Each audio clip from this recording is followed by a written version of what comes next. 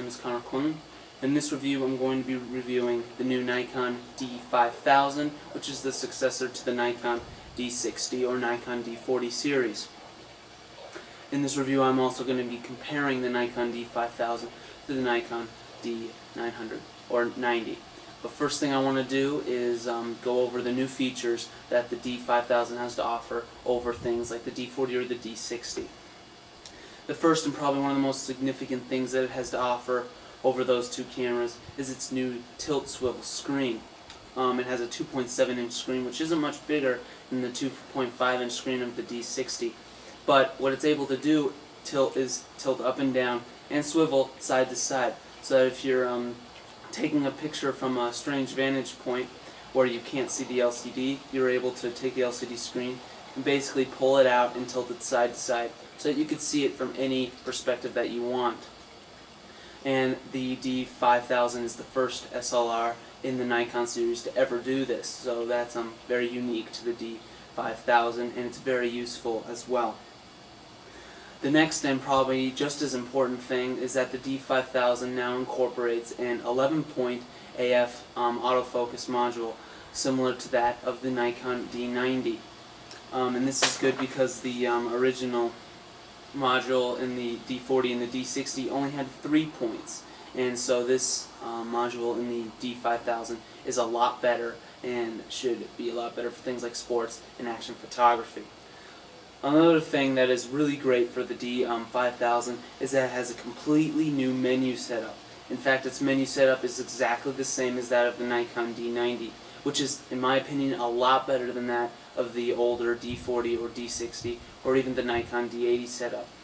Since the d5000 has the exact same picture control settings as the Nikon d90 and even the Nikon d300, which is what I have here, that means you can get really saturated colors and very vivid pictures for those landscape and nature photographers among you. This also means that you have more control over the amount of color, the amount of contrast and hue in your picture. So picture control settings is a lot better than the older versions found on the d40 and the d60 and the d80. So that's definitely a thumbs up for the d5000. Another great feature of the d5000 is that it's pretty much just as durable as the d90 in terms of build quality and durability. So that's also a good thing about the d5000. Compared to the old d40 and the old d60, the d5000 now incorporates live view, which is found on digital SLRs like the Nikon d90 and the Nikon d300. That's a good setting for those of you who are moving up from a compact camera and are used to things like live view. Next thing that it incorporates that the d40 and the d60 didn't have is HD movie. It's similar to that of the Nikon d90. 720p HD video is what you're going to get from that at 30 frames per second. Next thing that it offers over the d40 and the d60 is a faster frame rate.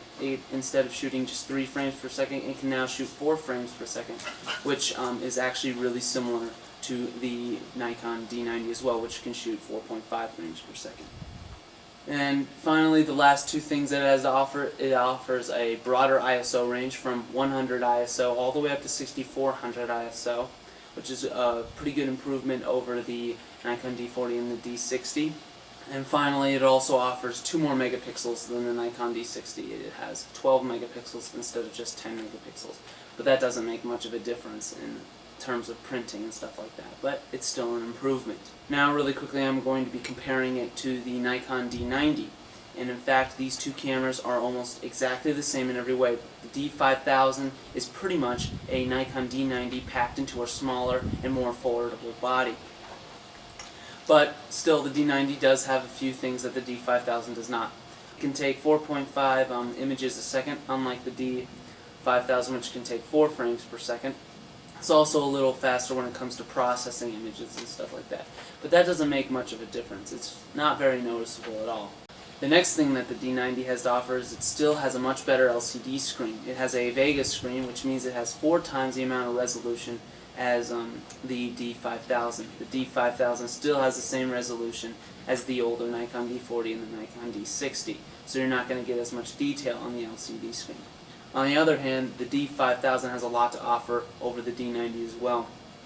It has a tilt swivel screen, as you know, which means that you can tilt the screen up and down or side to side, whichever way you please. So So that's definitely an advantage for the D5000. The next thing is that it's a lot smaller, more compact, which is absolutely great as well, which means it's lighter and easier to carry around. And then last but not least, of course, is the price. It's a lot cheaper than the D90 for what you're getting. The D5000 costs $730 for the body alone, whereas the Nikon D90 is almost $1,000 for the body alone. That's a lot more money for not much more feature than the Nikon D90. So if you want the best bang for your buck, the Nikon D5000 is definitely the camera for you to get. However, if money is not a factor for you, then I would definitely decide which camera I would buy according to the LCD I would want. If you want an LCD with more resolution, then the Nikon D90 is the camera for you. If you want an LCD that tilts and swivels from side to side, then the Nikon D5000 is the camera for you. Of course, the decision is going to be up to you and what you take pictures of and stuff like that.